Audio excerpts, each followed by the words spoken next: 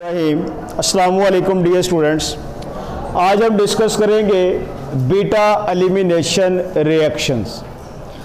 तो सबसे पहले बेटा जी आपने ये सीखना है कि बीटा कार्बन कौन सा होता है और बीटा हाइड्रोजन कौन सा है। वो वाला कार्बन जो डायरेक्टली बेटा जी अटैच है हैलोजन एटम के साथ, आप उसे कहते हैं अल्फा कार्बन। उसे क्या कहते हैं? Alpha carbon. और अल्फा कार्बन के साथ जो कार्बन अटैच है इसे क्या बोलते हैं? बीटा कार्बन बोलते हैं। सही हो गया। बीटा कार्बन के ऊपर लगे हुए हाइड्रोजन को हम बेटा जी क्या बोलेंगे? Beta hydrogen. क्या बोलेंगे? ये बीटा हाइड्रोजन है। ओके हो गया। अब होता क्या है कि जो ये हैलोजन है ये क्या करता है? अपनी तरफ से इलेक्ट्रॉन डेंसिटी विदड्रॉ करता है, क्योंकि ये हाईली इलेक्ट्रोनेगेटिव एटम है। ऐसे ही ना, हैलोजन क्या है? इलेक्ट्रोनेगेटिव एटम है।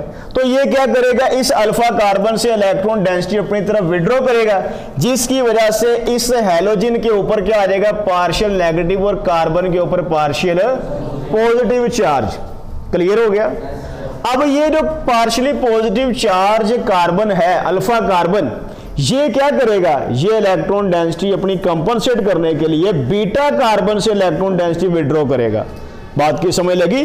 तो इसका मतलब है कि यहां पर बीटा कार्बन के ऊपर भी क्या आ जाएगा बेटा जी? Partial positive charge. ये बीटा कार्बन इस हाइड्रोजन से इलेक्ट्रॉन डेंसिटी विड्रॉ करेगा, जिसकी वजह से इस हाइड्रोजन के ऊपर क्या आ जाएगा? Partial positive charge.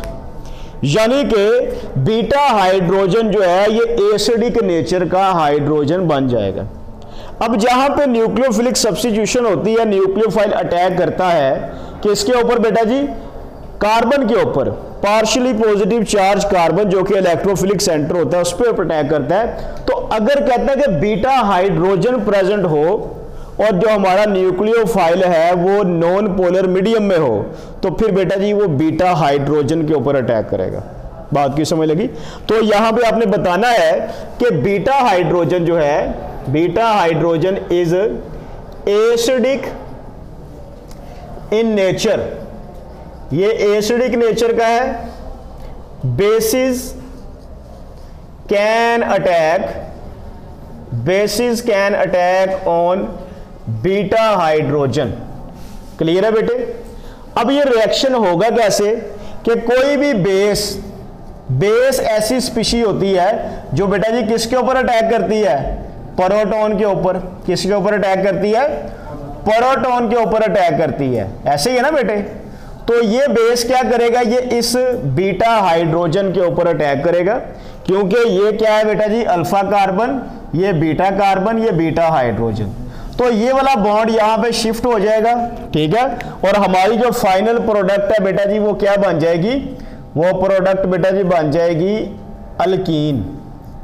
ठीक है, डबल बॉन्ड बन गया और यहां से हैलोजन भी रिप्लेस हो गया दोनों इलेक्ट्रॉन लेके, और ये हाइड्रोजन भी। तो ये माइनस क्या हो जाएगा? BH, और माइनस क्या हो गया? Halide ion. ओके हो गया। तो ये है बेसिकली बीटा एलिमिनेशन रिएक्शन। मैंने आपको डिहाइड्रेशन ऑफ अल्कोहल में और dehydro halogenation of alkyl halide में बताया था कि सिर्फ ऐसे अल्काइल हैलाइड्स, ऐसे alcohols beta elimination reaction show करते हैं जिनमें बीटा हाइड्रोजन होती है। जिनमें बीटा हाइड्रोजन नहीं होगी वो बीटा एलिमिनेशन रिएक्शन शो नहीं करते। मिसाल के तौर पे मिथाइल अल्कोहल, मिसाल के तौर पे बेटा जी मिथाइल क्लोराइड। क्लियर है ना बेटे?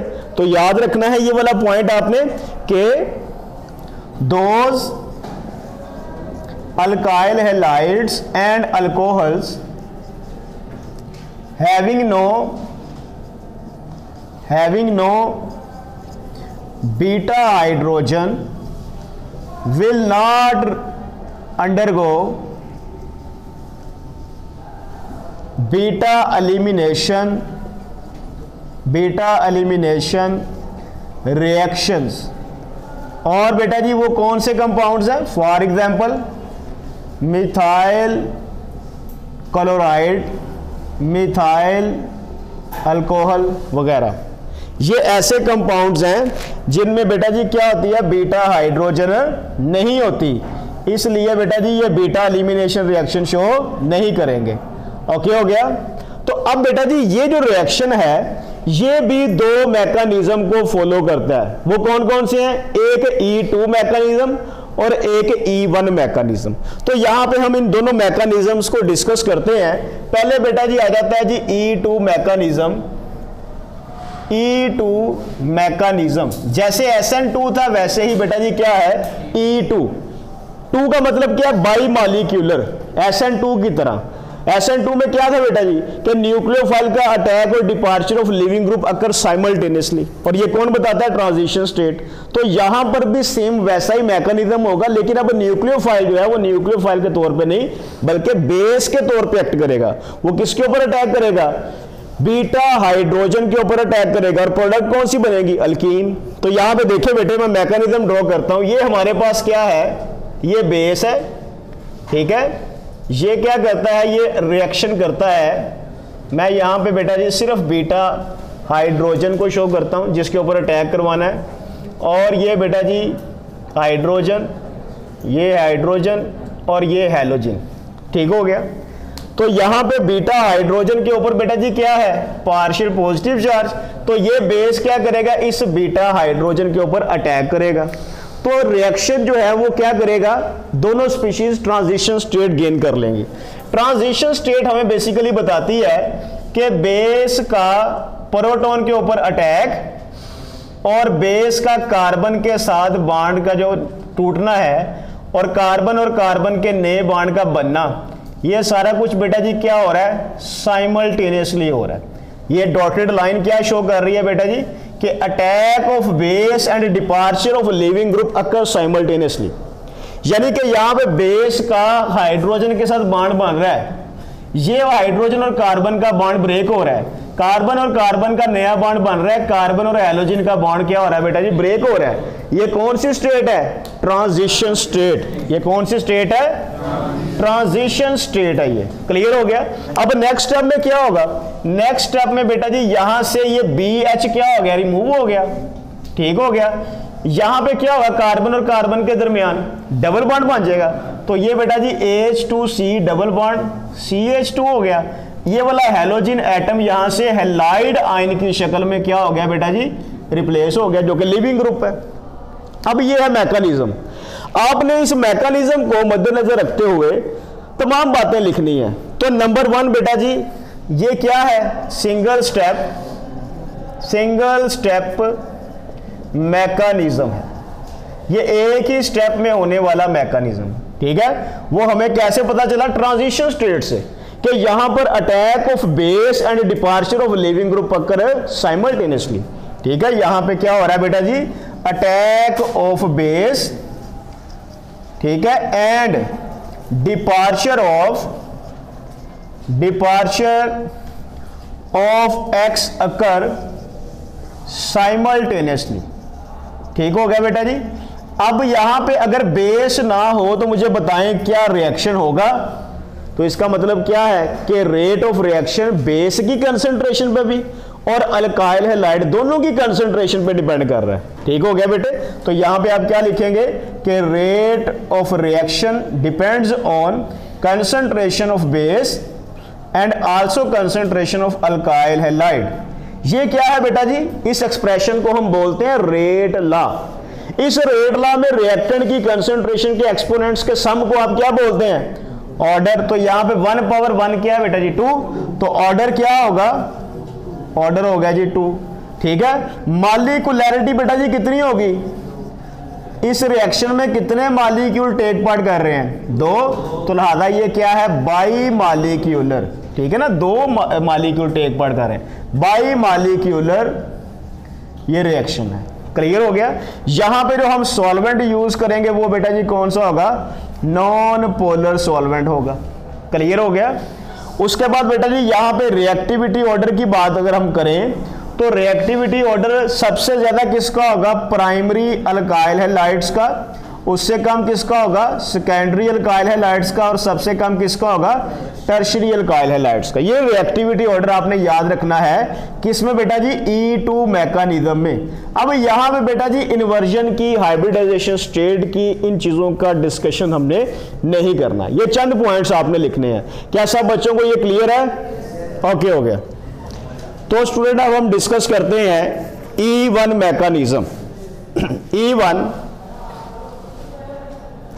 E1 मैकेनिज्म अभी हमने डिस्कस किया कि tertiary alkyl halides E2 mechanism को कम फॉलो करते हैं।